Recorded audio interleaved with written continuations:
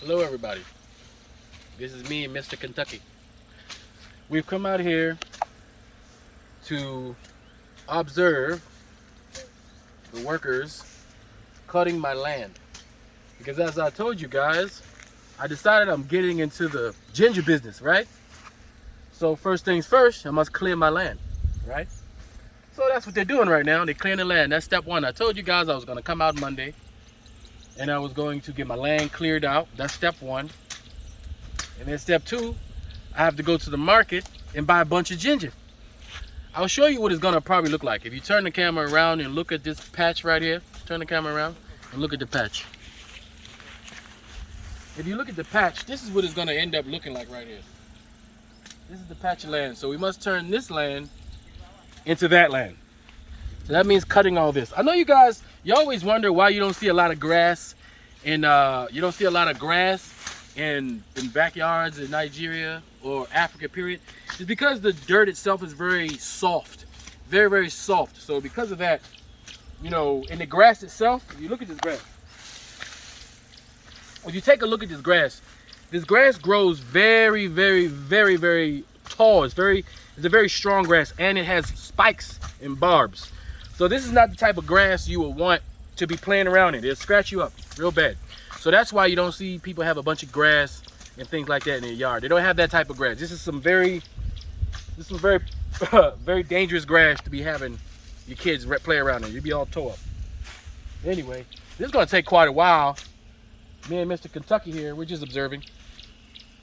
And because this is a two and a half plots of land right here. So if I plant ginger on this plot, I can pretty much, if I plant the whole thing and I do it correctly, I can start commercial ginger, you know, business just by this land by itself.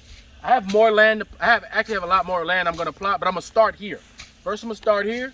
I'm gonna see the process, see if there's any other various processes that I want to do, and if it works out, I'll expand into my other lands, and I have access to a whole bunch of other land that I just recently came about. Acres upon acres upon acres upon acres of land that I have access to. So if this goes great, I'm gonna go ahead and plot on those acres upon acres of land in ginger. Plus, I want to do other things like peppers and other cash crops, you know, because that's how you make money.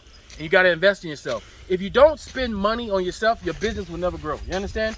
If you don't spend money on your own personal money and time to develop and do the things you want to do, it's not going to happen. There's no such thing as instant money, right? That doesn't happen very often unless you hit the lottery or something like that. But for the most part, when it comes to this agriculture, you're talking about a couple years of investment, and you're talking about a couple $1,000s of investment if you want to get to the point where you're making millions. You understand? So my thing is, I just turned 40.